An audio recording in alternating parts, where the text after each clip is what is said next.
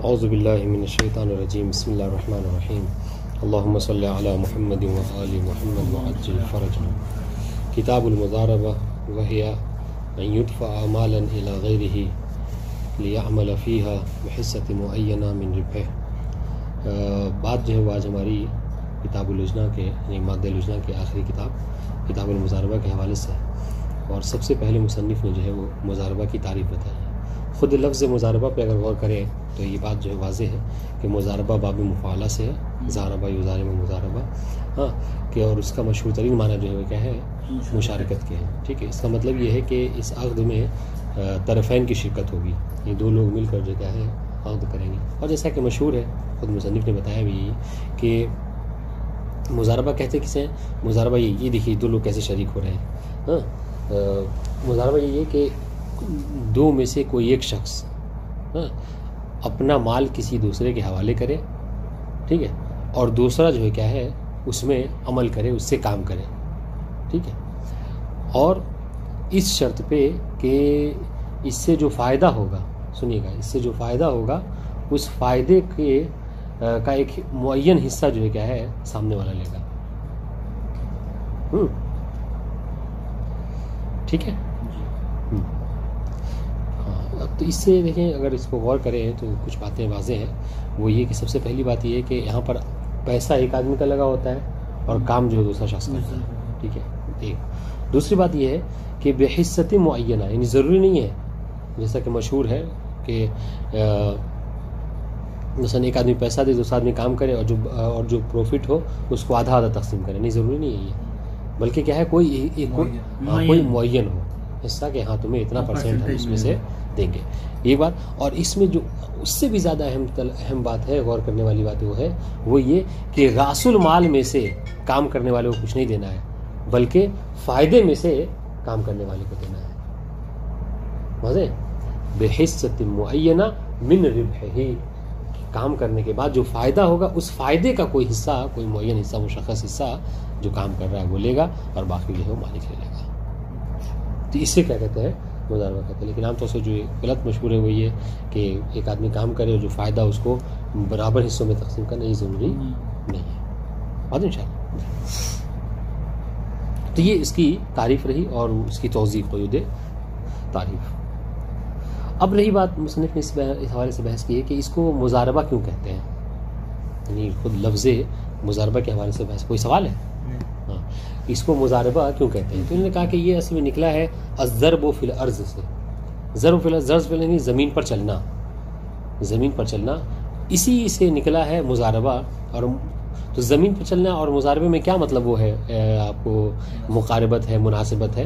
تو اس کے لیے کہہ رہے ہیں کہ جس طریقے سے انسان زمین پہ چلتا ہے نا، اس طریقے سے مضاربے میں یہ ہوتا ہے کہ وہ شخص کہ جس کے ذمے عمل آتا ہے، کام کرنا آتا ہے پیسہ لینے کے بعد، راس المال لینے کے بعد، وہ کیا کرتا ہے، وہ زمین پر جو چکر لگاتا رہتا ہے اس تلاش میں کہ کہیں سے مجھے کوئی فائدہ حاصل ہو جائے، تاکہ اس فائدے کا جو مجھے معین حصہ بتایا گیا ہے وہ میں لے لوں اور باقی جو مالک لے لیں۔ تو زمین پہ چلنے سے یہ مناسبت ہو سکتا ہے کہ رہی بات انشاءاللہ۔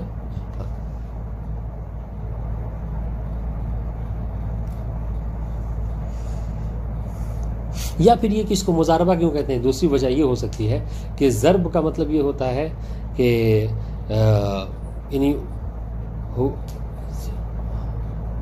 یعنی دونوں کو جو کیا ہے اپنا اپنا حصہ جو کیا ہوتا ہے اس میں تقسیم کیا جاتا ہے، اس وجہ شاید اس کو جو کیا ہے مضاربہ کہتے ہیں۔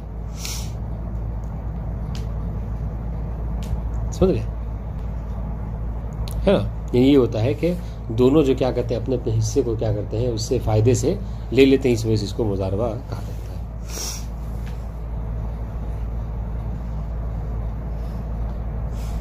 ہاں، اور تیسری وجہ جو انہوں نے بیان کی کہ اس کو مضاربہ کیوں کہتے ہیں، ہو سکتا ہے کہ اس کی وجہ یہ رہی ہو کہ چونکہ اس میں کیا ہوتا ہے مال کو جو کیا ہے ضرب کیا جاتا ہے، یعنی الٹ پلٹ کیا جاتا ہے مال کو، یعنی آپ مثلا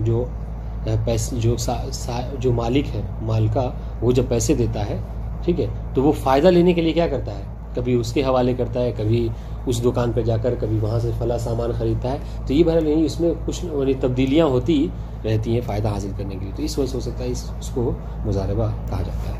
بات ان شاء اللہ اہل حجاز اس کو جو ہے وہ مضاربہ نہیں بلکہ قراض کہا جاتا ہے، کہتے ہیں. اس کے بعد جو دوسری بڑی بات اس میں وہ یہ کہ یہ عقد جو کیا ہے، عقد جائز ہے طرفین کی طرف سے. عقد جو کیا ہے دونوں طرف سے جائز ہے. جائز ہونے کا مطلب کیا ہے کہ نہ تو اس کا کوئی صیغہ معین و مشخص ہے، چونکہ عقد جائز کا معین و مشخص صیغہ نہیں ہوتا، بلکہ یہاں تک کہ بحث کی گئی ہے کہ حتیٰ کہ کوئی لفظ نہ بھی ہو، بس ایک نے مال دیا اور دوسرے نے بنا قبیل تو کہے ہی اس مال کو اٹھایا اور لے کر نکل گیا. بات ہو رہی تھی کہ مثلا میں مال دوں اور تمہیں اتنا پروفٹ میں سے اتنا حصہ دوں، ٹھیک ہے، اس نے قبول وغیرہ نہیں کہا کہ میں راضی ہوں، یہ بس اٹھایا اور لے کے چلا گیا. اس کا مطلب کیا ہے؟ جو رضائے قلبی ہے نا، رضائے فعلی ہے، بس یہی جو ہے کیا ہے کافی ہے. کیوں؟ اس لیے کہ عقد جائز ہے. بات ان شاء اللہ. ہاں، تو عقد جائز میں یہی ہوتا ہے کہ عقد جائز میں طرفین کو حق حاصل ہوتا ہے کہ جب چاہے اس کو فسخ کر دیں، ٹھیک ہے. اور دوسری بات کہ اس کا کوئی معین مشخص صیغہ نہیں ہوتا. اب جب اس کو آپ کہہ رہے ہیں کہ یہ عقد جائز من الطرفین ہے، تو اس کا مطلب یہ کہ دو چیزیں اس میں ضرور ہوں گی کہ جب چاہے انسان باطل کر سکتا ہے اس کو، اور اس کا کوئی معین مشخص صیغہ نہیں ہے، بخلاف کس کے عقد بیع وغیرہ کے کہ وہ عقد لازم ہے تو اس کے صیغے وغیرہ بھی معین اور مشخص ہے. بات ان شاء اللہ.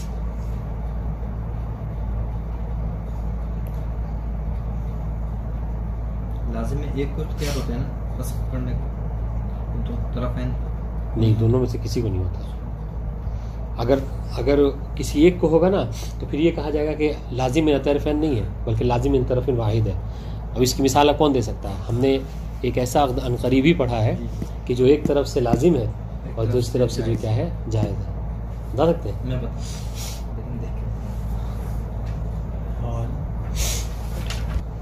ٹھیک ہے. تو یہ راہن کی طرف یعنی عقد رہن میں ایسا ہوتا ہے کہ راہن کی طرف سے لازم اور مرتہن کی طرف سے جائز ہو جاتا ہے. بات ان شاء اللہ. اس کے بعد دیکھیے عبارتیں زیادہ ہیں، مطالب جو ہے وہ کم ہے. ولا یسع اشتراط اللزوم. اب یہ تھوڑی ایک بحث اچھی بحث ہے، انشاءاللہ اس پہ جو ہم مزید دھیان دیں گے. فی الحال اس کی عبارت کی تطبیق کر لیتے ہیں. اور وہ جو بحث ہے اچھی بحث ہے، یعنی امتحان میں آنے والی بحثوں میں سے ہے. سنیے گا یہ عبارت دیکھیے کہ عبارت حل ہو رہی کی جو مطلب ہے اس میں پایا جاتا ہے کہ نہیں. کہہ رہے ہیں کتاب المضاربہ وہی ہے، یا کسی میں کیا پلٹائیں گے؟ المضاربہ. ہاں، مضاربہ کسے کہتے ہیں؟ تعریف کیا ہے اس کی؟ کہہ رہے ہیں ہاں یرحمکم اللہ ان یدفع مالا الی غیرہ، کہ یدفع یعنی صاحب مال، ٹھیک ہے، کہ صاحب مال جو ہے کیا کرے اپنا مال دفع کرے، دے کسے؟ کسی غیر کو، ٹھیک ہے. ہاں، کس لیے دے؟ لیعمل فیہ، تاکہ وہ اس مال کے ذریعے سے کام کرے، اس کا اس میں تصرف کرے، اسے بزنس وغیرہ کرے.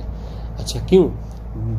باب مقابلہ بحصۃ معینہ من ربح، اس چیز کے مقابلے میں دے کہ اس کا کہ اس کے ربح میں، سنیے گا یہ ضروری ہے کہ اس کے ربح میں جو اس کا جو ربح آئے گا، اس کا جو فائدہ ہوگا، اس میں سے ایک حصہ معینہ کام کرنے والے کو دے گا. ٹھیک ہے. جب اس کی شرح کریں گے تو یہ سب قیود پر جو ہے وہ توجہ ڈالنا بہت ضروری ہے. کام کرنے والے کو دے گا، ہاں، جس نے مطلب کام کیا، جس کو جو صاحب مال نہیں، جو پیسہ لے رہا ہے، جو صاحب مال نہیں ہے، جو پیسہ لے رہا ہے.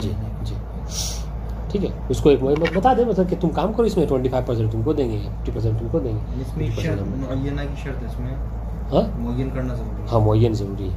بحثت معینہ، معین بہت ضروری ہے، اس لیے اس طریقے سے کہ اگر معین نہ ہو تو پھر یہ مضاربہ نہیں ہوگا. معین ہونا ضروری ہے. ہاں، اتنا ہی ہو. جی ہاں. اب آئیے، اب یہ تو یہ تعریف انشاءاللہ واضح ہو گئی ہے. ٹھیک ہے، تعریف واضح. اب آئیے یہ عبارت دیکھیے کہ اس کو مضاربہ کیوں کہتے ہیں. 3 باتیں ذکر کریں گے. سب سے پہلی بات ماخوذۃ من الضرب فی الارض، یہ مضاربہ الضرب فی الارض سے نکلا ہے.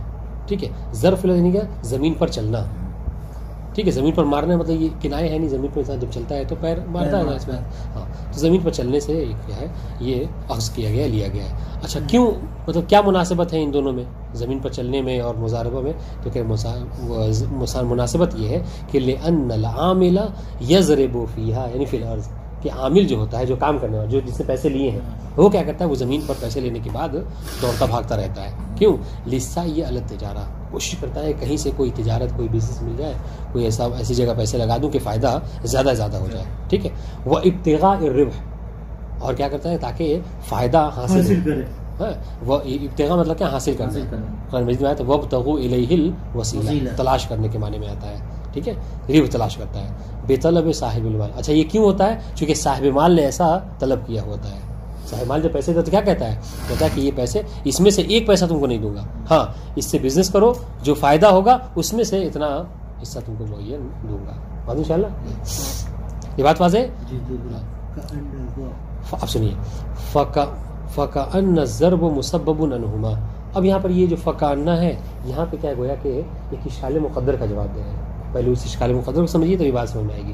ہو سکتا ہے کوئی یہاں پر اشکال کرے کہ حضور آپ نے کہا مضاربہ، مضاربہ میں کیا ہے؟ دو لوگوں کی شرکت ہوتی ہے، کم سے کم دو لوگ ہونے چاہیے، ہے نا. اور الضرب فی الارض میں کیا ہوتا ہے؟ کوئی ایک آدمی چل رہا ہے، اس پہ بھی صادق ہوگا کہ وہ زمین پہ چل رہا ہے. تو الضرب فی الارض میں تو ایک آدمی ہے، اور مضاربہ میں کم سے کم دو آدمی کا ہونا ہر حال میں ضروری ہے، مشارکت ہونی چاہیے. تو پھر کیسے کہہ رہے ہیں؟ تو اس کا جواب دے رہے ہیں فَكَأَنَّ الضَّرْبُ مُسَبَّبٌ عَنْهُمَا. یہ جو تلاش و کوشش کرنا، یہ زمین پر چلنا، یہ دونوں کا فعل ہے. کس کا؟ دینے والے، پیسہ دینے والے کا بھی، پیسہ دینے والے کا بھی اور پیسہ لینے والے کا بھی، صاحب مال کا بھی اور غیر صاحب مال کا بھی. اور دونوں کے فعل کیا ہے بتایا انہوں نے عبارت میں. کیا دیکھیں، عامل کیا کرتا ہے؟ زمین پر چلتا ہے، کوشش کرتا ہے تاکہ تجارت کوئی مل جائے، تاکہ اس سے فعل حاصل وہ ہو، اس سے کیا کرے؟ فائدہ حاصل ہو. اچھا بے طلب صاحب المال، اور صاحب مال بھی کوئی کام کرتا ہے، وہ کیا؟ وہ پیسے دیتا ہے، وہ طلب کرتا ہے کہ مجھے فائدہ اس میں سے ہر حال میں چاہیے ہی چاہیے. اور انشاءاللہ تو گویا کہ زمین پر چلنا یہ مسبب ہے دونوں کے فعل سے. بس یہ ہوتا ہے کہ صاحب مال جو ہے وہ کیا ہے، وہ اپنے گھر پہ بیٹھا رہتا ہے، لیکن وہ اس کے ذہن میں یہ بات رہتی ہے کہ کوئی نہ کوئی فائدہ ہونا چاہیے. ٹھیک ہے. تو طلب جو ہے کیا ہے، یہ فعل صاحب مال کی طرف سے ہے، اور زمین پر چلنا، تلاش و کوشش کرنا، لین دین کرنا، سفر کرنا، یہ سب کیا ہے عامل کے ذمہ ہوتا ہے. تو گویا کہ کام دونوں کی طرف سے ہے نہیں. بہت انشاءاللہ فَكَأَنَّ الضَّرْبُ مُسَبَّبٌ عَنْهُمَا، یعنی ان صاحب المال وان عامل کہہ سکتے ہیں. بہت انشاءاللہ فَتَحَقَّقَتِ الْمُفَاعَلَةُ لِذَلِكَ. تو اس سے کیا ہو گیا؟ مفاعلہ جو آپ کہہ رہے کہ دونوں کا کام کرنا، تو دونوں دو کام نہیں کر رہے ہیں اس میں. ایک تو بیٹھا ہو اپنے گھر پہ، کہہ رہے نہیں، وہ جو طلب کر رہا ہے پیسہ دینے کے عوض میں، اس نے پیسہ دیا ہے، اس کا یہ فائدہ ہے کہ اپنے گھر پہ بیٹھا رہے، لیکن بہرحال طلب اس کی بھی ہے، اس کا بھی کچھ نہ کچھ فعل ہے. اس وجہ سے اس سے مفاعلت جو کیا ہے متحقق ہو گئی. بات انشاءاللہ. تو یہ ایک سبب ہے کہ مضاربہ کو مضاربہ کیوں کہتے ہیں. دوسرا جواب، مضاربہ کو مضاربہ کیوں کہتے ہیں؟ او من ضرب کل منہما فی الربح بسہم. ہاں کہ کیا ہوتا ہے، ضرب کرتے ہیں یعنی تقسیم کر لیتے ہیں، ہے نا، بانٹ لیتے ہیں اپنے اپنے حصے کو دونوں فائدے میں سے. اس وجہ سے کیا کہتے ہیں، اس کو مضاربہ کہتے ہیں. ٹھیک ہے. تو یہ دو وجہ. تیسری وجہ کہ مضاربہ کیوں کہتے ہیں، او لما فیہ من الضرب بالمال وتقلیب.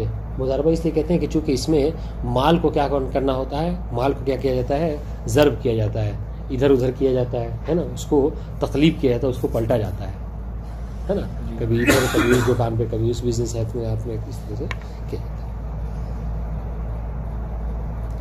ٹھیک ہے. تو تقلیب سے مراد کیا ہے، اس کا تبدیل کرنا مال کا، اس کا نقل و انتقال کرنا، یہ ساری چیزیں ہیں. انشاءاللہ تو یہ تین وجہ ہیں کہ جس کی وجہ سے اس کو کیا کہا جاتا ہے کہ یہ مضاربہ. ٹھیک ہے. اب آئیے، وہ اہل الحجاز یسمونها قراضا من القرض.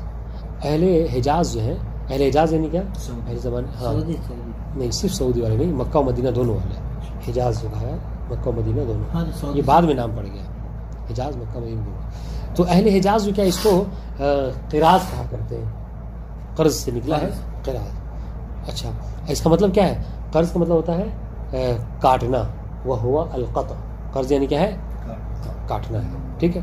اچھا کیوں اس کو کاٹنے کے نام سے کیوں پکارا گیا، اس میں کیا مناسبت پائی جاتی ہے، اس حوالے سے ذکر کر رہے ہیں کأن صاحب المال اقتطع منه قطعة وسلمها الى العامل.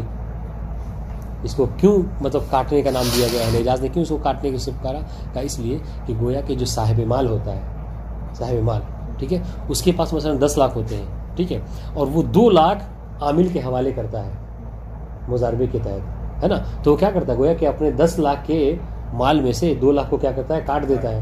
اب اپنے پاس 8 رکھتا ہے اور 2 کو اس کے حوالے کر دیتا ہے. تو اس کاٹنے کی مناسبت سے اس کو ہو سکتا ہے کہ قراض کہا گیا ہے. یہ بات دیکھیے، یہ زیادہ صحیح لگ رہا ہے. کأن صاحب المال اقتطع منہ قطعہ، کہ صاحب مال کیا کرتا ہے، اپنے مال میں سے ایک حصہ کیا کرتا ہے، قطع کر لیتا ہے، توڑ لیتا ہے، ختم کر دیتا ہے نا، کاٹ لیتا ہے. اور انشاءاللہ وسلمها الى العامل، اور اس مال کو کیا کرتا ہے، تسلیم کر دیتا ہے، یعنی اس کو دے دیتا ہے کس کے، عامل کے حوالے. ٹھیک ہے. اس کا یہاں ذکر کرنا ضروری تھا. کس میں یہ حجاز میں کیا کہتے ہیں، فارسی میں کیا اچھی بات یہ ہند میں بھی تو کہتے ہیں. ٹھیک ہے. اس سے کیا ہوگا، اس سے کیا ہونا، یہ بہت رائج ہے مضاربہ ابتدا سے لے کر آج تک. آج بھی آپ دیکھیے، حتیٰ کہ مطلب یعنی مشہور ہے کہ آج دھوکہ دھڑی بھی ہوتی ہے نا تو مضاربے کے نام پہ ہی ہوتی ہے. اگر ایک دوسرے کو دھوکہ وغیرہ اسلامی مملکت میں عام طور سے جب لوگوں کو دیا جاتا ہے تو اس کا جو بیس ہوتا ہے مضاربے سے. اپنے یہاں مطلب ملکوں میں کیا ہوتا ہے، لون کے نام پہ ٹھگا جاتا ہے. یہاں پہ جو بڑے بڑے بزنس مین وغیرہ ہوتے ہیں وہ مضاربت و مساہمت کے نام پر بینکوں کو چونا لگاتے ہیں اور آپس میں ایک دوسرے سے دیکھا ہوگا ہر جگہ اعلان وغیرہ ہوتا ہے یہ اسی نام پہ. ٹھیک ہے. تو بہرحال اس کی اگر یہ چیز جان لے تو اس میں قباحت نہیں سے شاید ذکر کیا اس کو. اور اقتطع له قطعة من الربح مقابلۃ عمله، تو یہ ایک وجہ واضح انشاءاللہ. پھر دوسری وجہ ایک اور ذکر کر رہے ہیں کہ اس کو قراض کیوں کہا، یعنی کاٹنے کے معنی میں کیوں استعمال کیا اہل حجاز نے. ہو سکتا ہے اس وجہ سے کہ اقتطع له قطعة من الربح فی مقابلۃ عمله. یہ وجہ یہ ہو سکتی ہے کہ چونکہ عامل کے عمل کے مقابلے میں ایک حصہ ربح کا کیا ہوتا ہے، کاٹ کے اس کو دیا جاتا ہے کہ بھائی تم نے زحمت کی ہے، تم نے کام کیا ہے، لہٰذا تمہارا یہ حق ہے. اب اگر مثلا 2 لاکھ پہ بزنس کیا گیا اور 1 لاکھ کا فائدہ ہوا تو 1 لاکھ میں سے مثلا اگر 50-50 ہے تو 50,000 اس کے حوالے کیا جاتا ہے. تو اس 1 لاکھ میں سے ایک ٹکڑے کو جدا کیا گیا، کاٹا گیا اور اس کے حوالے کر دیا گیا اس کے عمل کے مقابلے میں. اس وجہ سے اس کو قراض کہتے ہیں. بات انشاءاللہ. اور من المقارضہ، یا پھر جو کیا ہے مقارضے سے لیا گیا ہو. اور مقارضہ کا مطلب کیا ہے، مساوات کے معنی میں آتا ہے، برابری کی. ٹھیک ہے. ومن ہو، اور یہ بتانا چاہ رہے ہیں کہ مقارضہ مساوات کے معنی میں ہے. اس کے لیے ہم آپ کو کیا کرتے ہیں، شاہد پیش کرتے ہیں حدیث سے، کہ حدیث میں کس طریقے سے مقارضہ کا مطلب کیا ہوتا ہے مساوات ہے، برابری. ٹھیک ہے. وہ کیا ہے، وہ ابو درداء سنی راوی ہے، اس کی ایک حدیث ہے کہ جس میں مقارضہ کس کے معنی میں ہے، مساوات کے.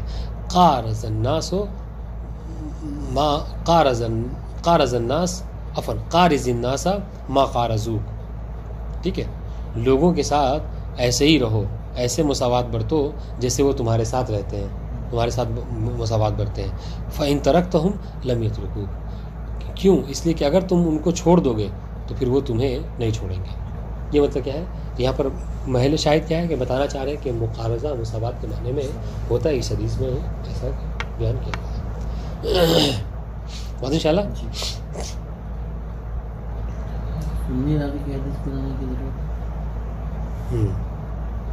تو آپ اس سے یہ دیکھیے کہ پہلے کہ علماء کے کتنا مطلب مطالعہ ہوا کرتا تھا اور کتنے مطلب وہ کرتے تھے، نظروں میں حدیثیں رہتی تھیں غیروں کی بھی، کہ اگر کوئی بات آ جائے تو فوراً دوسری حدیثیں بھی جو پیش کر دی جاتی تھی. آج اتنی دوری ہو گئی ہے کہ ہم اپنی کتاب تو چھوڑیے، ان کی کتاب چھوڑے اپنی کتابیں نہیں پڑھتے ہیں، ہے کہ نہیں. پہلے کے علماء دیکھیں اپنے پہ تو مطلب وہ تسلط رکھتے تھے ہی، لیکن اگر کسی چیز پہ شاہد کی بات آئی تو دوسرے اس سے جا کر حدیث کو پیش کر دیا. آج بہت مطلب دوری، حالانکہ ہماری طرف سے کم، ان لوگوں کی طرف سے زیادہ ہے. یعنی اتہام، تہمت اور یہ سب چیزیں بہت زیادہ ہو گئی. ہمارے یہاں پہ قابل قبول مسئلہ اپنے شیعوں کے اندر کوئی چیز ثابت کرنی ہے تو سنی حدیث کو لے کے کہ سنی کی اس سے مطلب فتویٰ وغیرہ تو نہیں کرنا، اس سے بس ایک لغت کو ثابت کرنا ہے کہ مقارضہ جو کیا مساوات کے معنی میں ہے عرب میں. تو عرب میں اگر دیکھا جو اٹھا کر تو ہم تو اسلام سے پہلے جو عربی بولی جاتی تھی ان سب کو محل شاہد بناتے ہیں. اس میں کوئی معیار نہیں ہے شریعت وغیرہ کا، بلکہ اس کی تو حقیقت شریعہ وغیرہ ہے. ورنہ آپ دیکھیے تو صلاۃ، صوم، یہ سب الفاظ اسلام سے پہلے کے ہیں، لیکن اس کو دوسرے معنی میں استعمال کیا جانے لگا. یہ سب کوئی مشکل نہیں ہے. بات انشاءاللہ. جی. اب آئیے، اب رہی بات یہ کہ آپ نے کہا کہ یہ من المقارضہ ہے نا، یہ من المقارضہ ہے. ٹھیک ہے، جو قراض کہتے تھے مقارضہ، اور مقارضہ کا مطلب ہوتا ہے مساوات کے معنی میں، کاٹنے کے معنی میں نہیں، یا برابری کے معنی میں. تو یہ برابری کہاں ہے اس میں مضاربے میں؟ تو کہہ رہے جی ہاں سنیے برابری یہ ہے، وہ وجہ التساوی ہونا ان المال من جہہ والعمل من اخرى، کہ وجہ تساوی یہ ہے کہ یہ ہوتا ہے کہ ایک طرف سے مال آتا ہے تو دوسری طرف سے عمل، ایک آدمی مال دیتا ہے دوسرا آدمی جو کیا محنت کرتا ہے. تو یہ مساوات ہو گئی اس حوالے سے. والربح فی مقابلہما، اور جو فائدہ ہوتا ہے وہ دونوں اس کے مقابلے میں ہوتا ہے. فقط تساویا فی قوام العقد، تو عقد کے قوام میں، عقد کے بنیاد میں، ہاں عقد کے ڈھلنے میں کیا ہے، دونوں کے دونوں کیا ہے برابر. ٹھیک ہے. او اصل استحقاق ربح و ان اختلف فی کمیت، یا پھر یہ کہہ لیجئے کہ اصل استحقاق ربح میں کیا ہے، دونوں کے دونوں کیا ہے مساوی ہیں. یعنی جو فائدہ ہوگا اس فائدے کا چاہے کچھ ہی حصہ عامل کو بھی پہنچے گا اور صاحب مال کو بھی پہنچے گا، گرچہ کمیت کے حوالے سے کیا ہو الگ ہو. یعنی جب عقد ہو رہا تھا مضاربے کا تب صاحب مال نے کہا تھا کہ میں تمہیں 50% نہیں دینے والا، 20% دوں گا. جیسے عام طور سے گاؤں وغیرہ میں کسانوں وغیرہ کے ساتھ کرتے ہیں لوگ، یعنی کم سے کم اس کو اجرت دی جاتی ہے. لیکن پھر بھی رب حاصل کرنے میں کیا ہے مساوی ہے، کہ جو رب ہوگا فائدہ ہوگا اس کو برابر سے نہیں، مگر یہ کہ رب کا اگر حصہ ان کو پہنچے گا صاحب مال کو تو کچھ حصہ جو کیا ہے عامل کو بھی پہنچے گا. بہت انشاءاللہ گرچہ کمیت میں جدا ہی کیوں نہ ہو. تو بہرحال یہ لفظی بحث تھی، تھوڑی طولانی تھی بہت انشاءاللہ، لیکن یہ بہرحال عرض ہوگا. اب تک یہ نہیں گویا کہ اس کو سمجھنے کے لیے دو حصوں میں تقسیم کر سکتے ہیں کہ مضاربہ کیوں کہتے ہیں، اس کی 3 وجہ، اور قراض جو ہے وہ اہل حجاز کہتے ہیں تو اس کی 2 وجہ انہوں نے ذکر کیا. اب آئیے اصل بحث، وہی ہے کہ کیا پلٹائیں گے مضاربہ. ہاں کہ یہ مضاربہ جو کیا ہے جائز ہے، تو میرا طرف ہے، ہم پڑھ چکے ہیں کہ یہ دونوں طرف سے کیا ہے جائز ہے. ٹھیک ہے. اور جائز ہونے کا مطلب کیا ہے، جائز ہونے کا مطلب یہی ہے کہ کوئی اس کا معین مشخص صیغہ نہیں ہے اور فسق کا حق ہے. اچھا اب دیکھیے، سواء نزل مالو ام کان به عروض. اب یہ چاہے نز کہتے ہیں مال کا کیا ہونا، سونا اور چاندی کی صورت میں ہونا، ہاں نقد. ٹھیک ہے.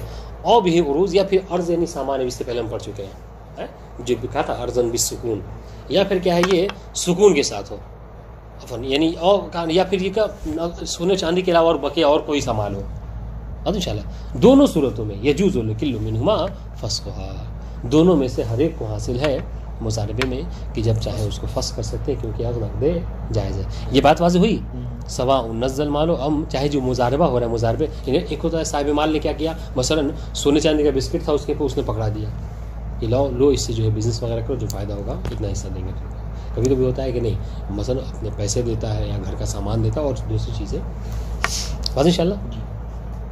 اب دیکھیے، ومن لوازم جوازها منهما وقوع العقد بكل لفظ يدل عليه. ٹھیک ہے.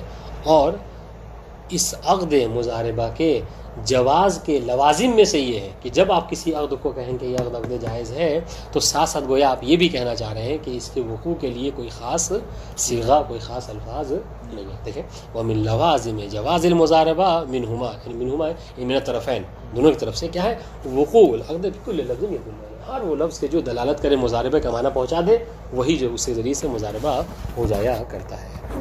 بات انشاءاللہ اس کا کوئی معین مشخص صیغہ نہیں.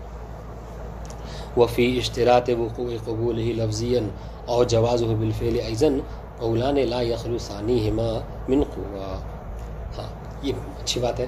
کہہ رہے ہیں کہ چلیے بات تو یہ ہم نے طے کر لی کہ جب یہ عقد جائز ہے دونوں طرف سے، اس کا مطلب کیا اس کا کوئی صیغہ نہیں ہوتا. ٹھیک ہے. ہاں.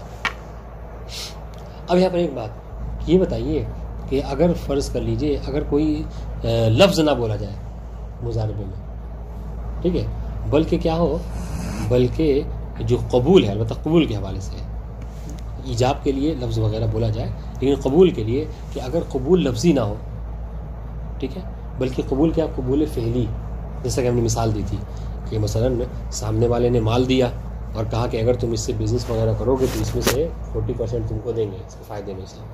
ٹھیک ہے. بات ہو رہی تھی، ایک دم سے فون آ گیا، ٹھیک ہے، صاحب مال فون پہ بات کر رہا ہے، اس نے مال اٹھایا اور لے کے چلا گیا.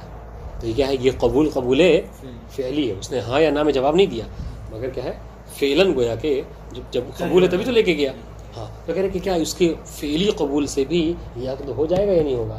تو کہہ رہے جی ہاں فعلی سے بھی. شہید ثانی کہتے ہیں کہ میرے نزدیک اقوا یہ ہے کہ قبول فعلی بھی اس کے عقد ہو جانے کے لیے کافی ہے. سنیے گا وفی اشتراط وقوع قبول ہی لفظیاً، کیا شرط ہے کہ عقد مضاربہ میں جو قبول ہوتا ہے وہ لفظی ہی ہو، یہ شرط ہے. او جواز و بالفعل ایضا، بلکہ یا پھر یہ کہ نہیں کہ بالفعل بھی اگر اس کو قبول کر لے تو یہ بھی جائز ہے.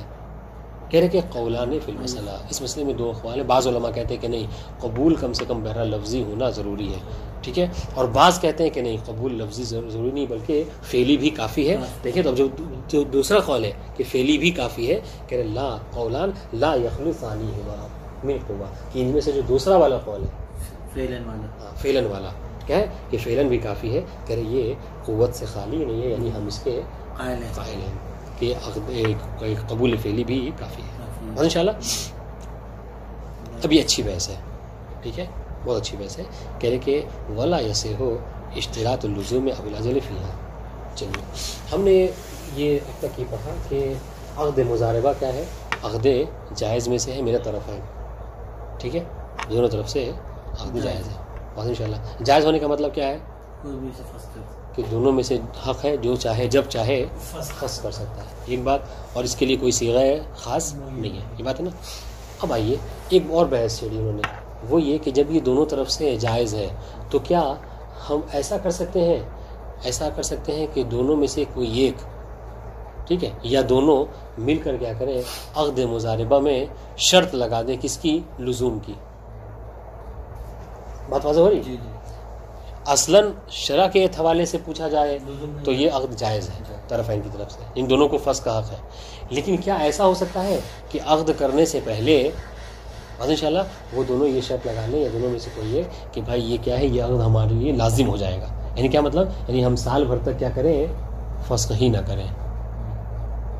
انشاءاللہ تو کیا ایسا ہو سکتا ہے؟ اچھا یہ ایک ہی بات کہ مطلب کیا ہے، یہ لازم ہو جائے گا کہ لزوم کی شرط لگا سکتے ہیں نہیں لگا سکتے. اور دوسری بات کہ اب اس میں کوئی اجل نہیں ہے، معین مشخص مدت نہیں ہے. جب جائز کہا تو مشخص نہیں ہے، ابھی صبح کر کے گئے شام میں آ کر کیا ہے معاملے کو فسخ کر سکتے ہیں، ہے کہ نہیں؟ جائز مطلب ہے شرع کے حوالے سے. لیکن کیا ایسا ہو سکتا ہے کہ کوئی اس میں شرط لگا دے اجل کی شرط کیا کہ مثلا جب آپ جائیں مضاربے کا عقد کرنے کے لیے تو سامنے والا یہ کہے کہ ٹھیک ہے میں پیسے تو لے لوں گا مگر یہ ہے کہ سال بھر سے کم کا ہم عقد مضاربہ نہیں کریں گے. انشاءاللہ تو کیا یہ دونوں شرط لگائی جا سکتی ہے یا نہیں لگائی جا سکتی، یہ بحث ہے. انشاءاللہ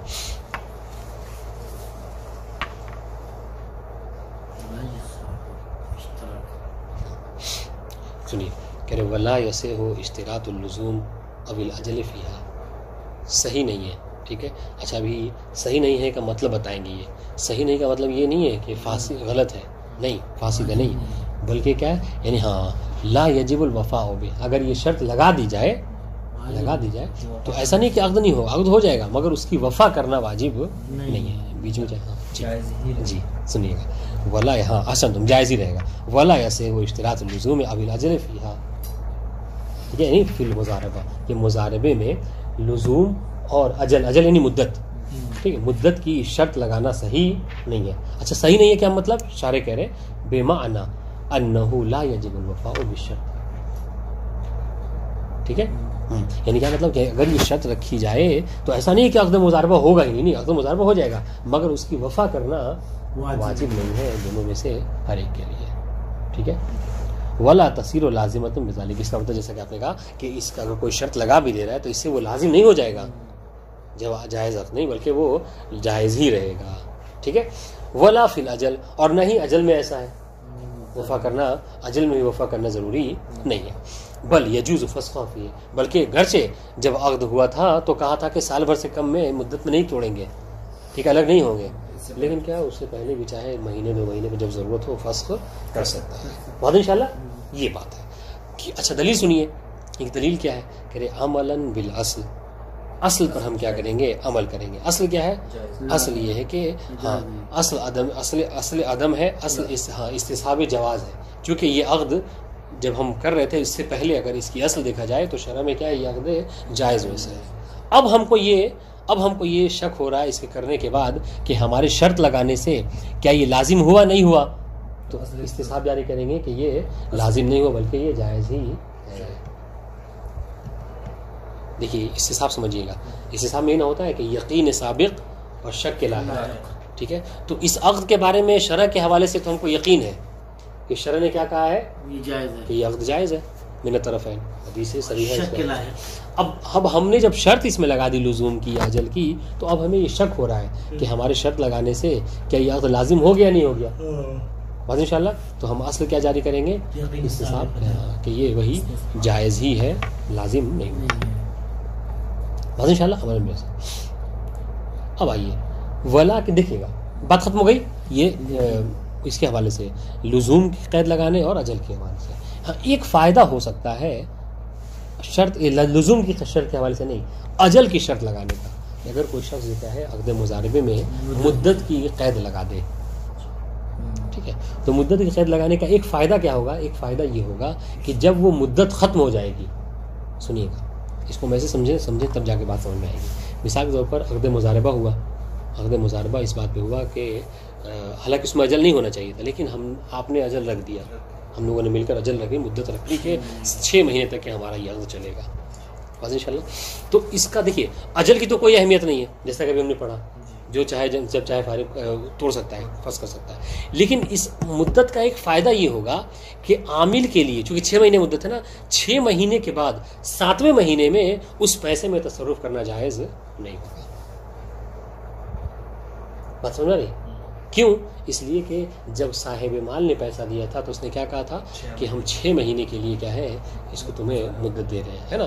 تو اس کا مطلب کیا ہے کہ گویا کہ اس نے اس پیسے میں تصرف کرنے کا حق آپ کو جو ہے 6 مہینے تک کا دیا ہے، اور 6 مہینے تک اس کی مرضی شامل ہے، 7ویں مہینے اس کی مرضی شامل نہیں ہے، اور آپ کسی کے مال میں اس کی مرضی کے بنا تصرف نہیں کر سکتے۔ تو اجل کا ایک فائدہ یہاں پر یہ ہو سکتا ہے کیا کہ ہاں جو مدت رکھی اس مدت کے بعد عامل کے لیے اس میں تصرف کرنا درست نہیں، یہ عبارت۔ ولیکن اشتراط الاجل، اجل کی قید لگانا، مدت کی قید شرط لگانا، یثمرو اس کا فائدہ یہ ہوگا المنع من التصرف بعد الاجل، کہ مدت کے بعد جو تصرف ہوتا ہے اس سے منع کر دیا جائے گا، کسے؟ عامل کو، الا باذن جدید، مگر یہ کہ پھر سے کیا ہے وہ آئے اور صاحب مال سے جو کیا ہے اجازت لے لے، اذن لے لے، اور انشاءاللہ اجازت وہی اردو والا ہم اس کا ترجمہ کر رہے ہیں اذن کا، ٹھیک ہے، ورنہ عربی میں اجازت کیا ہے فعل کے بعد ہوتا ہے، اور اذن جو کیا ہے فعل سے پہلے۔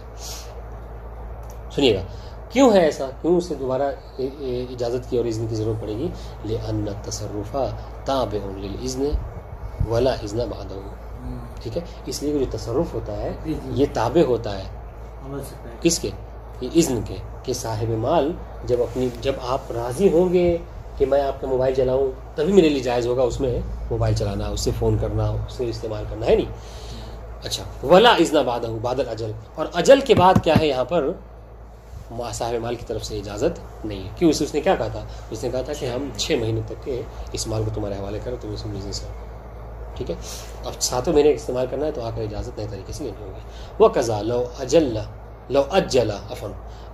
لو اجل بعض التصرفات کالبیع او الشراء خاصۃ او نوعا خاصہ، ٹھیک ہے، اور اسی طریقے سے کیا ہے یعنی عامل کو تصرف کرنے سے منع کیا جائے گا، کب؟ کہ جب صاحب مال جو ہے کیا ہے مکمل تصرف نہیں بلکہ بعض تصرفات کے حوالے سے کیا کرے، منع کر دے، مدت لگا دے اس میں کہ میں یہ مال آپ کو دے رہا ہوں، ٹھیک ہے، مگر اس قید کے ساتھ کہ آپ اس مال کو بیچیں گے کب؟ 6 مہینے کے بعد، اور انشاءاللہ تو اب 6 مہینے سے پہلے اس کو نہیں بیچ سکتے، ٹھیک ہے۔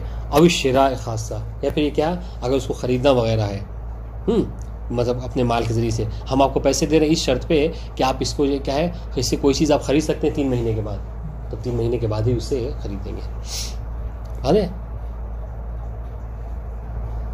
بس انشاءاللہ، ہاں۔ او نوعا خاصہ، یا پھر کسی خاص طریقے سے کہا گیا ہو کہ مثلا کیا ہے میں آپ کو یہ پیسے دے رہا ہوں مگر کیا ہے آپ اس سے کیا کرنا 3 مہینے کے بعد جو کیا ہے اس سے کوئی معاملہ کر لینا. یعنی کیا مطلب اس سے نقد مال خرید لینا یا ادھار خرید لینا, یہ ساری چیزیں کہیں. تو ابھی آگے بحث آنے والی ہے کہ صاحب مال جو مال دیتا ہے نا, اس کو یہ حق حاصل ہے کہ وہ جس طریقے سے چاہے قید لگا سکتا ہے. مضاربہ فضولی ہوتا ہے کیا؟ کیسے کسی کا پیسہ میرے پاس رکھا ہوا ہے, تمہارا پیسہ میرے پاس رکھا ہوا, میں نے چاہا اس سے کام پہ لگا دیا اور پروفٹ کر کے دے دیا, تمہیں معلوم نہیں بعد میں جو ہے. نہیں دیکھیے, یہ مال دے دینا یہ ایک الگ چیز ہے, لیکن تصرف کرنا اس میں یہ جائز نہیں ہے. یہ تصرف ہو جائے تو پھر جائز نہیں ہوگا. بعد میں راضی ہو گئی جیسے بے فضولی وغیرہ گرچہ ہو تو اس میں بھی بے فضولی میں تصرف نہیں کر سکتے.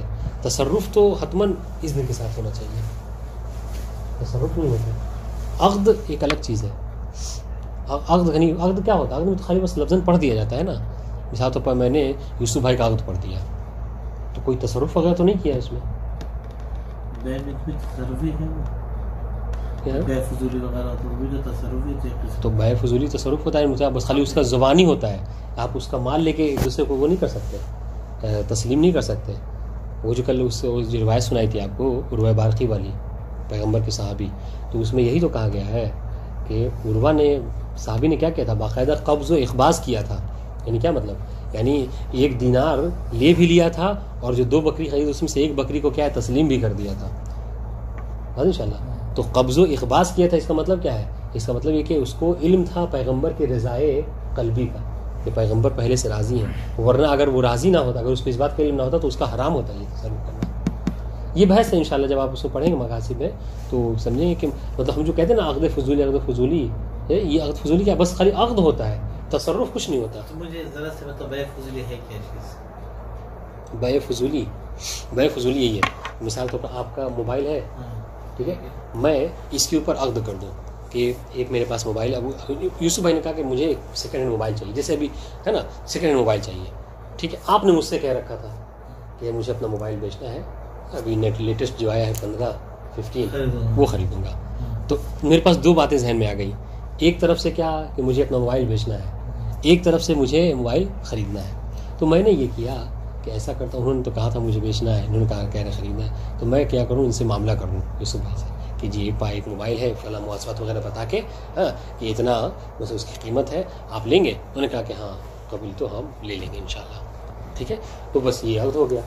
اب اس کے بعد جاؤں اور آپ سے جو کیا مجھے کہوں پھر آپ سے وہ موبائل لے کر لا کے ان کے حوالے کروں, تو قبض و اخباز نہیں ہوتا ہے. قبض و اخباز نہیں ہوتا. ہاں اس کا فائدہ کیا ہوگا, آپ کہیں گے پھر قبض و فائدہ کیا ہوگا؟ لیکن فائدہ یہ ہوگا کہ آپ کو عقد وغیرہ کی ضرورت نہیں پڑے گی, بس وہ موبائل لا کر ان کے حوالے کر دوں گا جب جاؤں گا. قبض و اخباز نہیں ہوتا ہے. قبض و اخباز کے لیے بہرحال آپ صاحب مال کی اجازت ضروری ہے. ہاں تو اس میں یہی تو ہوا تھا نا, تو اس میں تو عروہ بارقی نے کیا یہی تو اشکال کیا گیا ہے. تو انہوں نے صاحب مقاصد نے شیخ انصاری نے یہی دلیل دی ہے کہ یہاں پر اگر آپ رضائے قلبی نہ ہو پیغمبر کی تو گئے کہ انہوں نے حرام کام کیا ہے. عروہ بارقی نے حرام کام کیا ہے, کیونکہ انہیں اس نے ساتھ فقط عقد نہیں کیا ہے بلکہ کیا ہے قبض و اخباز بھی کیا ہے. یہی تو ہوا تھا نا. روایت میں کیا تھا, عروہ بارقی نام کا پیغمبر کا ایک صحابی تھا, پیغمبر نے کہا, پیغمبر نے عروۃ البارقی نام تھا, تو ہم لوگ اردو میں عروہ بارقی کہتے ہیں, ورنہ اس میں عروۃ البارقی. تو اس کو پیغمبر نے 1 دینار دیا کہ جاؤ میرے لیے ایک اشتری لی شاطن, میرے لیے 1 بکری خرید لا, ٹھیک ہے. وہ گیا 1 دینار میں اس نے 2 بکری خرید لی, ٹھیک ہے, مطلب سستا تھا. اور 2 راستے میں آ رہا تھا تو ایک اور وہ مل گیا, گراہک اس کو مل گیا, تو اس سے اس نے کیا کیا, ان میں دونوں میں سے 1 بکری کو بیچ دیا. کتنے میں؟ 1 دینار میں. اب پیغمبر کے پاس 1 دینار لے کے چلا آیا اور 1 بکری بھی لے کر چلا آیا. تب پیغمبر نے کہا تھا بارک اللہ فی صفقت یمینک. اب انشاءاللہ یہ خداوند عالم جو تیرے اس معاملے میں کیا کرے, خیر و برکت عطا کرے. یہ کہتے ہیں کہ عروہ بارقی نے جو لوگ بے فضولی کے جواز کے قائل ہیں, وہ یہ کہتے ہیں کہ دیکھیں پیغمبر نے جو ہے کیا مثلا باقاعدہ دعا بھی دی ہے نا, جبکہ پیغمبر نے پہلے تو نہیں کہا تھا. اس نے کیا کیا, جا کے مطلب کیا ہے خریدا بھی ہے نا, اور جو ہے اس کو فروخت بھی کر دیا. اس کا مطلب یہ کہ بے فضولی جائز ہے. تو اس پر جو پوری بحث ہے کہ نہیں عروہ بارقی نے فقط جو کیا ہے عقد نہیں کیا تھا, بے نہیں کیا, عقد بے نہیں, بلکہ کیا ہے اس نے باقاعدہ قبض و اخباز بھی کیا ہے, ٹھیک ہے. تو قبض و اخباز کیسے کر لیا اس نے, تو یہاں پر کہتے ہیں کہ ایک بحث ہے میں کہ اگر رضا قلبی کسی کی ہے، رضا قلبی کا علم ہونے کا مطلب یہ ہے کہ گویا کہ اس نے آپ کو اجازت دے رکھی ہے، جیسا کہ اس میں ہے، انہیں گویا کہ وہ کہنا چاہ رہے ہیں کہ یہ عقد اسی وقت درست ہو سکتا ہے عروہ بارقی کا، اور پیغمبر کی، چونکہ پیغمبر کی یہاں تقریر ہے، پیغمبر نے منع نہیں کیا بلکہ کیا ہے دعا دی اس کو، اس کا مطلب کہ پیغمبر راضی ہیں اس کے اس فعل سے، ان شاء اللہ. تو اس کا مطلب کیا ہے کہ پیغمبر اس فعل سے راضی ہیں، تو اس کا مطلب یہ کہ پیغمبر رضا قلبی تھی اور جو عروہ نے کیا وہ درست کیا. لیکن ایسا ہو سکتا ہے جیسے ہم لوگوں کے ساتھ بھی، جیسے آپ کے کچھ پیسے ہمارے پاس ہیں اور ہمیں معلوم ہے اگر ہم کوئی فائدہ آپ کو پہنچائیں گے تو آپ راضی ہو جائیں گے، ہم کر سکتے ہیں. یہی رضا قلبی اسی کو کہتے ہیں. ان شاء اللہ.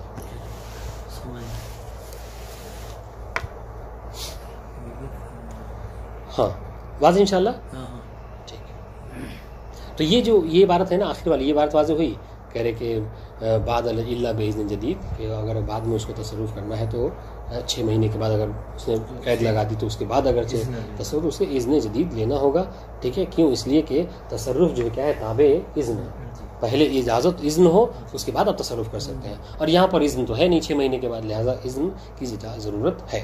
ٹھیک ہے، اس طریقے سے کہہ رہے کہ جو مالک جو ہے کیا ہے مثلا جو قید لگا دے ہے نا اجل کی، مثلا کیا ہے یہ کہہ دے کہ مثلا یہ میں مال تم کو دے رہا ہوں، اس کو بیچنا 3 مہینے کے بعد، تو 3 مہینے کے بعد ہی بیچا جائے گا. کہا کہ اس سے کچھ خریدنا 3 مہینے کے بعد، تو 3 مہینے کے بعد ہی اس سے خریدا جائے گا. یا اس نے کہا کہ اس سے مثلا کیا ہے تم نقد سامان خریدنا، میں راضی نہیں ہوں کہ تم اس سے کیا ادھار لے کر آؤ، اس سے میری بے عزتی ہے. تو اب مثلا اس سے کیا ہے 3 مہینے کے بعد نقد ہی سامان خریدا، تو یہ نوع خاص ہے.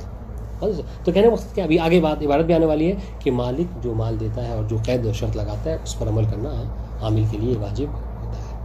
اب ایک بہرحال نام نہیں لیں گے، مگر یہ ہے کہ اگر عقد مضاربہ پڑھیں گے آگے بھی تو آپ کو یہ لگے کہ اس میں مالک کو کیا حاصل ہے، قوت حاصل ہے، سلطنت حاصل ہے. لیکن آج کل اگر آپ مضاربہ کرنے جائیے تو جو پیسہ دیتا ہے سلطنت اس کے پاس نہیں ہے، بلکہ جو کام لینے والا ہے اس کو سلطنت. ابھی دیکھیے گا ابھی آگے عبارت آئے گی کہ مالک اگر دیکھیں ابھی ہم نے پڑھ لیا، مالک نے کہہ دیا کہ 3 مہینے کے بعد بیچنا، تو عامل 3 مہینے سے پہلے نہیں بیچ سکتا. مالک نے کہا کہ اس کو ادھار بیچنا، تو آپ ادھار ہی بیچیں گے، نقد نہیں خرید سکتے. مثال طور پر مالک نے کہا کہ اس سے مال خریدنا بیچنا نہیں، تو آپ کو خریدنا ہی ہے، بیچنا نہیں. یہ ساری چیز مطلب کیا ہے کہ اس کو سزا دی ہے، مگر یہاں ویسا نہیں ہے. بس مالک جو صاحب مال ہوتا ہے وہ 50,000 کے چاہتا ہے کہ 50,000 ملے، اب اس کے لیے حامل جو بھی قید و شرط لگا دے. سنیے وَيُفْهَمُ مِنْ تَشْرِيكِهِ بَيْنَ اشْتِرَاطِ اللُّزُومِ وَالْأَجَلِ تَسَاوِيهِمَا فِي الصِّحَّةِ وَعَدَمِ لُزُومِ الشَّرْطِ. ٹھیک ہے، وَالْمَشْهُورُ أَنَّ اشْتِرَاطَ اللُّزُومِ مُبْطِلٌ.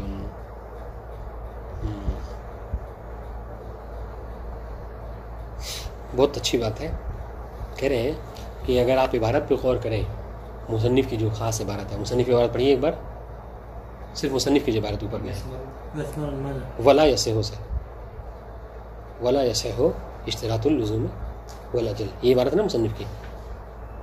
ولا یصح عبارت ہے ولا یصح اشتراط اللزوم والاجل فیہا. ٹھیک ہے، یہ عبارت ہے. تو اس کا مطلب کیا ہے، انہوں نے کیا کیا، یعنی انہوں نے اجل کو اور لزوم کو ایک ہی حکم میں بیان کیا ہے کہ صحیح نہیں ہے اجل اور لزوم کی شرط لگانا. تو شارح یہ کہہ رہے ہیں کہ اگر مصنف کی عبارت دیکھی جائے تو اس سے یہ سمجھ میں آ رہا ہے کہ لزوم اور اجل کی قید لگانا کیا ہے، کہ دونوں کو دونوں کیا ہے، یہ صحیح نہیں ہے. یعنی کیا مطلب اس سے وقت باطل ہو جاتا ہے.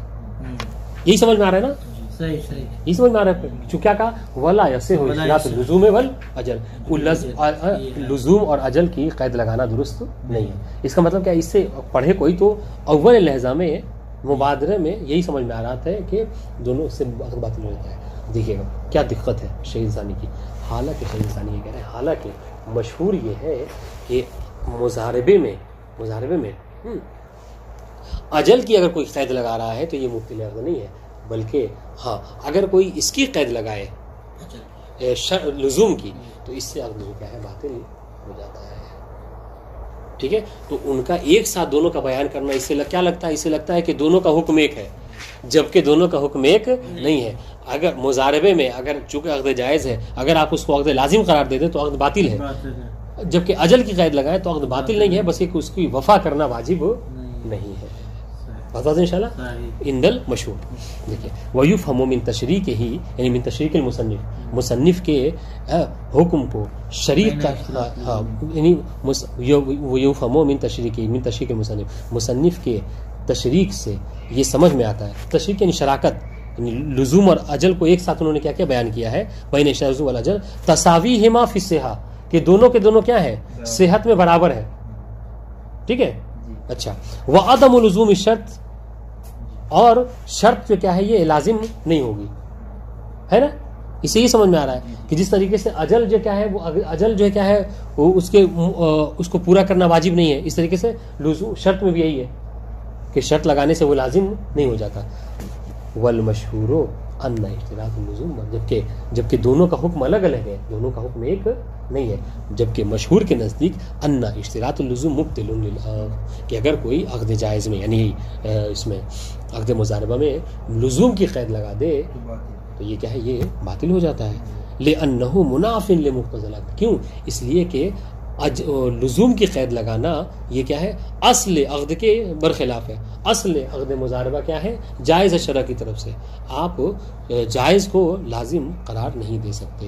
انشاءاللہ فاذا فسد الشرط تب اولب اب چونکہ آپ کی شرط فاسد ہے, جب شرط فاسد ہے تو عقد بھی کیا ہے فاسد ہو جائے گا.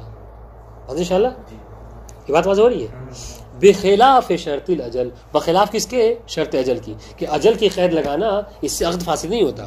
فإن مرجعه الى تخيير التصرف بوقت خاص اس کا مرجع کیا ہے, اس سے کیا سمجھ میں آتا ہے کہ آپ عقد کو کیا ہے قید لگا رہے ہیں عقد میں کہ تصرف جو کیا ہو کسی خاص وقت میں ہو.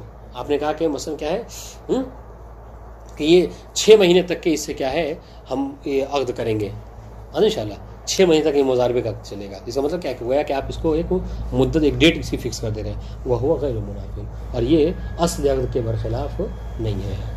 بات انشاءاللہ تو دونوں کا ایک ساتھ حکم بیان کرنا مصنف کا اس سے لگتا ہے کہ ایسا نہیں کرنا چاہیے تھا. اس سے سمجھ میں کیا آ رہا ہے کہ دونوں حکم برابر ہیں جبکہ دونوں حکم ایک نہیں ہے. لزوم کی قید لگانے سے لزوم کی شرط لگانے سے اصلاً عقد ہی فاسد ہو جا رہا ہے مضاربے کا, جبکہ اجل کے لگانے سے مضاربہ کا عقد فاسد نہیں ہو رہا. بس یہ ہے کہ اس کا وفا کرنا لازم واجب نہیں ہے. بات ان شاء اللہ.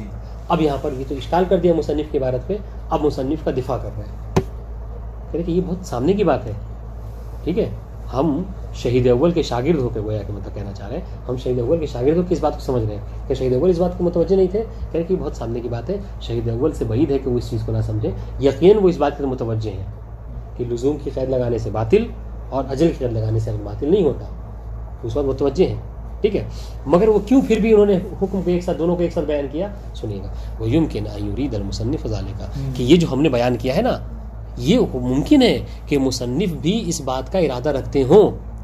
مصنف اس بات کے متوجہ ہے کیا کہ لزوم کی قید لگانے سے باطل اور اجل کی قید لگانے سے باطل نہیں ہوتا, بس وفا لازم نہیں ہے. وہ اچھا تو پھر انہوں نے ایک ساتھ کیوں بیان کیا اس کا دفاع کہ وانما شرک بینہما فی عدم صحت الشرط مطلقا. انہوں نے ایک ساتھ اس لیے بیان کر دیا کہ وہ بتانا چاہ رہے ہیں کہ عقد جو کیا ہے عقد مضاربے میں کسی طرح کی شرط نہیں ہونی چاہیے. ٹھیک ہے, تو عدم اشتراط شرط یا عدم صحت شرط میں دونوں کیا ہے برابر. کیونکہ دیکھیں لزوم بھی ایک طرح کی شرط ہے اور اجل بھی ایک طرح کی شرط ہے, تو شرط نہیں ہونی چاہیے. بس گویا کہ مصنف اس بات کو بیان کرنا چاہ رہے ہیں, جبکہ اس بات کی طرف وہ متوجہ ہے کہ اگر کوئی لزوم کی شرط لگا دے تو عقد باطل ہو جاتا ہے اور اگر اجل کی شرط لگائے تو عقد باطل نہیں ہوتا ہے. بس وہ یہ بتانا چاہتے ہیں مطلقاً کہ مطلقاً اس میں کوئی شرط نہیں ہونی چاہیے چونکہ عقد جائز ہے دونوں طرف سے. وَإِنِ افْتَرَقَا فِي أَمْرٍ آخَرٍ اگرچہ یہ دوسرے معاملے میں یعنی کیا کہ اجل سے عقد باطل نہیں ہوتا اور لزوم سے عقد باطل ہو جاتا ہے شرط لگانے سے, اس کی طرف وہ متوجہ ہے. یعنی اس سے وَإِنِ افْتَرَقَا فِي أَمْرٍ آخَرٍ اگرچہ لزوم اور اجل کیا ہے دوسرے معاملے میں ایک دوسرے سے الگ ہو. الگ یہی ہے, الگ کیا ہے کہ لزوم سے عقد باطل اور اجل سے باطل نہیں ہوتا.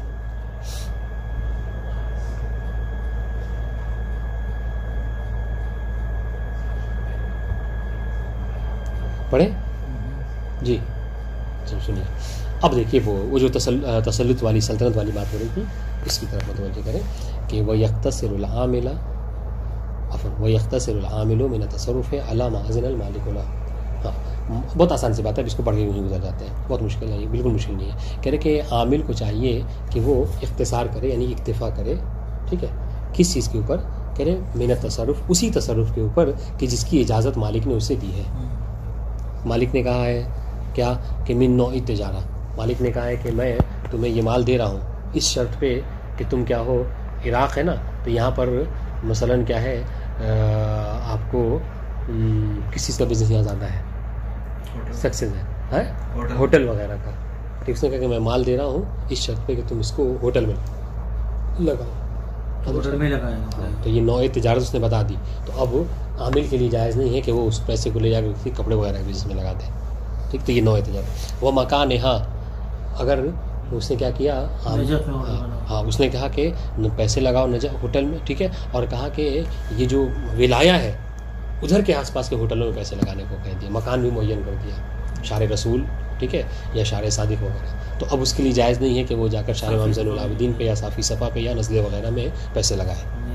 ٹھیک ہے، تو یہ اختصار ہے. ٹھیک ہے، اس طریقے سے وہ زمان ہاں، ہاں زمان بھی کہا 40 پہ لگاؤ آسن تو پھر اس کے لیے جائز نہیں کہ وہ شعبان وغیرہ میں یا اور ایام میں لگائے. ان شاء اللہ ٹھیک ہے. وَمَن يَشْتَرِ مِنْهُ وَيَبِيعُ، ہاں اس طریقے سے وَمَن يَشْتَرِ مِنْهُ وَيَبِيعُ عَلَيْهِ وغیرہ ذلك، اس طریقے سے وہ قید لگا دے کہ میں پیسے تو دے رہا ہوں لیکن تم کس سے بیچو گے، اس نے بھی شرط لگا دی. ٹھیک ہے، اس کو بیچنا مثلا انگوٹھی وغیرہ ہے نا، تو ہوٹل وغیرہ کے کمرے وغیرہ. ٹھیک ہے، تو یہ کس سے بیچنا ہے، وَمِمَّن يَشْتَرِ، اور کس سے خریدنا ہے، اس کو بھی اگر قید لگا دی تو کہنے کا وقت کیا وغیرہ. اور اس کے علاوہ تمام بقیہ چیزیں، جس پیسے والا صاحب مال جو شرط لگا دے اس شرط کے لیے پر عمل کرنا ہاں کیا ہے، واجب ہے. کس کے لیے، عامل کے اوپر. ٹھیک ہے ان شاء اللہ وغیرہ. اس کے علاوہ اور بھی آپ بقیہ جو شروط آپ کر سکتے ہیں. فَإِنْ خَالَفَ مَا عَيَّنَ لَهُ زَمِنَ الْمَالِ. اب دیکھیے، اب اگر اس نے مخالفت کی، کس نے، عامل نے، اس نے کہا تھا کہ 40 پہ پیسے لگانے کو، اس نے کیا ہے کسی اور مہینے لگا دیا. اس نے کہا تھا شاعر رسول پہ، اس نے کہیں اور جگہ پہ لگا دی. جو شرط اس نے لگائی اس کی مخالفت کی تو اور مال تلف ہو گیا تو کیا ہوگا، ضامن المال. تو عامل ضامن ہوگا اس مال کا کہ اس مال کو کیا کرے، لا کر واپس. یہ نہیں کہہ کہ بھائی میں نے تو کام کیا فائدہ نہیں ہوا تو کیا کر سکتے ہیں، نہیں، بلکہ اس کو چاہیے کہ جو راس مال اسے دیا تھا وہ واپس کرے.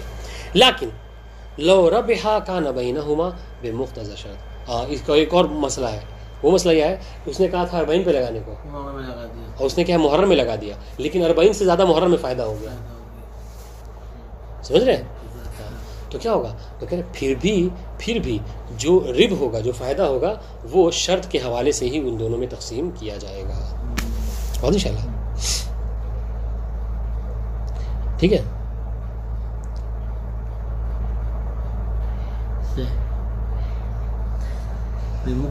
ہاں للاخبار الصحیحہ، ہاں یعنی یہاں پہ آپ یہ نہیں کہہ سکتے کہ اصل باطل ہو جائے گا، نہیں، بلکہ حالانکہ کہہ رہے کہ اگر اور کوئی معاملہ ہوتا ہے تو ہم ضرور کہتے کہ یہ معاملہ باطل ہو جاتا ہے، کیونکہ اس نے تو پیسے دے کے کہا تھا 40 پہ لگانے کی، اس نے محرم پہ کیوں لگایا. لیکن یہاں پر مسئلہ کیا ہے، ہم کیوں مخالفت نہیں کی، چونکہ اخبار صحیحہ اس حوالے سے وارد ہے کہ اگر ایسا ہو جائے تو پھر بھی ربح جو کیا ہے دونوں آپس میں تقسیم کریں گے جو انہوں نے قید شرط لگ رکھی ہے جتنے فائدے کا. وہ دیکھیے گا، اور یہ کیوں کہہ رہے دیکھیے وہ لولاہا، اور یہ اگر روایتیں صحیحہ نہ ہوتی لکان تصرف باطلاً، تو اس کا محرم میں پیسے لگانا یا کسی شرط پر عمل نہ کر کے کسی اور کام کو کرنا کیا ہے، یہ اصلا تصرف اس کا باطل ہوتا، حرام ہوتا. وہ موقوفاً علی الاجازہ، اور یہ جو تصرف اس نے کیا ہے یہ موقوف ہوتا ہے کس کے اوپر، اجازت کے اوپر. ٹھیک ہے.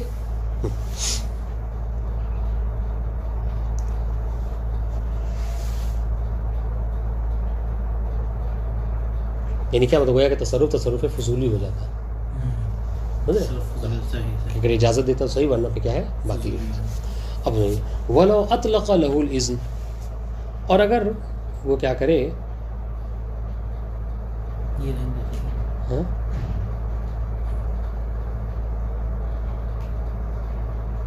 تھوڑا بڑا ہے نا.